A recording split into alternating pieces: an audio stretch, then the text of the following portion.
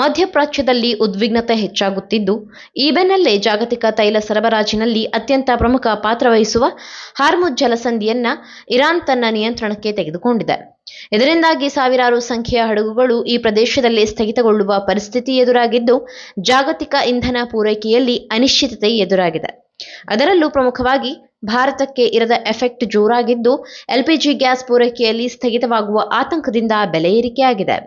ಭಾರೀ ಆತಂಕದ ಮಧ್ಯೆಯೂ ಭಾರತಕ್ಕೆ ಗುಡ್ ನ್ಯೂಸ್ ಸಿಕ್ಕಿದ್ದು ನಿಟ್ಟುಸಿರು ಬಿಡುವಂತೆ ಮಾಡಿದೆ. ಭಾರತದ ವಿದೇಶಾಂಗ ಸಚಿವ ಡಾಕ್ಟರ್ ಎಸ್ ಜೈಶಂಕರ್ ಇರಾನ್ ವಿದೇಶಾಂಗ ಸಚಿವ ಅಬ್ಬಾಸ್ ಅರಕ್ಚಿಯೊಂದಿಗೆ ರಾಜತಾಂತ್ರಿಕ ಮಾತುಕತೆ ನಡೆಸಿದ್ದಾರೆ.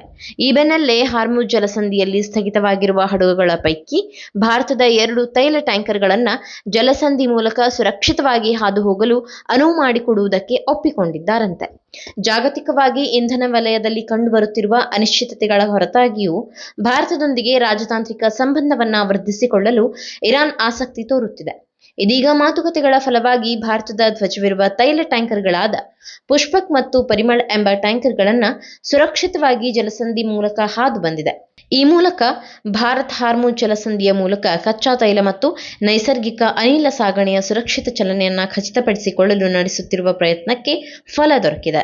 Karnataka TV leader awards 2025 best MP 2025 Jagadish Shettar Belagavi ಸಂಸದ, ಡಾಕ್ಟರ್ ಸಿಎನ್ ಮಂಜುನಾಥ್ ಬೆಂಗಳೂರು ಗ್ರಾಮಾಂತರ ಸಂಸದ, ಪ್ರಭಾ ಮಲ್ಲಿಕಾರ್ಜುನ್ ದಾವಣಗೆರೆ ಸಂಸದೆ, ಡಾಕ್ಟರ್ ಕೆ ಸುಧಾಕರ್ ಚಿಕ್ಕಬಳ್ಳಾಪುರ ಕ್ಷೇತ್ರ ಸಂಸದ, ಶ್ರೇಯಸ್ ಪಟೇಲ್ ಹಾಸನ ಕ್ಷೇತ್ರ ಸಂಸದ, ಮಲ್ಲೇಶ್ ಬಾಬು ಕೋಲಾರ ಕ್ಷೇತ್ರ ಸಂಸದ, ಸಾಗರ್ ಖಂಡ್ರೆ ಬೀದರ್ ಕ್ಷೇತ್ರ ಸಂಸದ, ಕ್ಯಾಬ್ ಬ್ರಿಜೇಶ್ ಚೌಟಾ ದಕ್ಷಿಣ ಕನ್ನಡ ಕ್ಷೇತ್ರ ಸಂಸದ, ತೇಜಸ್ವಿ ಸೂರ್ಯ ಬೆಂಗಳೂರು ದಕ್ಷಿಣ ಸಂಸದ, ಸುನಿಲ್ ಬೋಸ್ ಚಾಮರಾಜನಗರ ಕ್ಷೇತ್ರ ಸಂಸದ, ಪಿಸಿ ಮೋಹನ್ ಬೆಂಗಳೂರು ಕೇಂದ್ರ ಸಂಸದ, ಕುಮಾರ್ ನಾಯಕ್ ರಾಯಚೂರು ಕ್ಷೇತ್ರ ಸಂಸದ.